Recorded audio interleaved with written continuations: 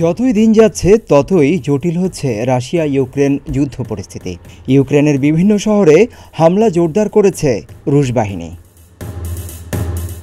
মার্চের মাঝামাঝি থেকে ইউক্রেনের গ্রিড ব্যবস্থায় ক্ষেপণাস্ত্র ও ড্রোনের সমন্বয়ে হামলা করছে রাশিয়া। দেশটির জ্বালানি ব্যবস্থায় টানা হামলা করে আসছে রুশ বাহিনী। সাম্প্রতিক হামলার ফলে ইউক্রেন 7 গিগাওয়াট বিদ্যুৎ উৎপাদনের সক্ষমতা হারিয়েছে। গুরুত্বপূর্ণ তাপ বিদ্যুৎ কেন্দ্রগুলোও সঞ্চালন সক্ষমতা উল্লেখযোগ্য মাত্রায় কমেছে। বর্তমানে রুশ বাহিনী তাদের হামলার লক্ষ্যবস্তু করেছে আবাসিক ভবন, স্কুল, কলেজ, হাসপাতাল সহ বিভিন্ন স্থাপনা। এই হামলায় প্রাণ হারাচ্ছেন নিরীহ নারী ও পুরুষ। সিএনএনের প্রতিবেদনে বলা হয়, বুধবারও ইউক্রেনের বন্দর শহর ওডেসায় রাশিয়ার ক্ষেপণাস্ত্র হামলায় নিহত হয়েছেন বেশ কয়েকজন। এই হামলায় আগুনে পুড়ে গিয়েছে হ্যারি পটার ক্যাসেল নামে পরিচিত একটি শিক্ষা প্রতিষ্ঠান।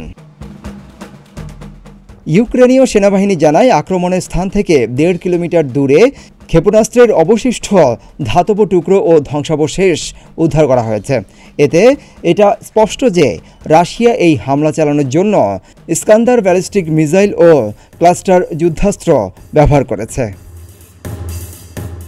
রাশিয়ান সামরিক বাহিনী প্রচুর পরিমাণে হতাহতের উদ্দেশ্য নিয়ে ক্লাস্টার অস্ত্র ব্যবহার করেছিল, আর এই হামলার নিন্দা জানিয়েছে যুক্তরাষ্ট্র। ক্লাস্টার যুদ্ধাস্ত্রের ব্যবহার, স্থানান্তর এবং উৎপাদন একটি আন্তর্জাতিক চুক্তি দ্বারা নিষিদ্ধ করা হয়েছে, যা মূলত দ্য কনভেনশন অন ক্লাস্টার মিনিনস নামে পরিচিত। তবে রাশিয়া এই কনভেনশনে স্বাক্ষর করেনি।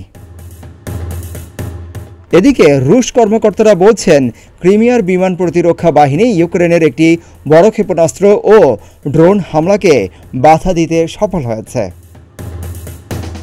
সম্প্রতি কিয়েভ বরাবরই পশ্চিমা সহায়তার জন্য আহ্বান জানিয়ে এসেছে, কারণ তাদের হাতে থাকা গোলাবারুদের মজুদ শেষ হয়ে এসেছিল এবং বিপরীত দিকে রাশিয়াও তাদের অবস্থান আরও দৃঢ় করছিল।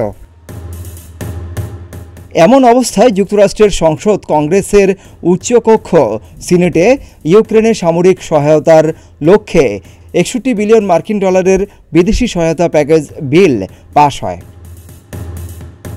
বিশ্লেষকরা বলছেন, গত 2 বছরেরও বেশি সময় ধরে রাশিয়ার হামলা সত্ত্বেও ইউক্রেন প্রতিরোধ চালিয়ে যাচ্ছে।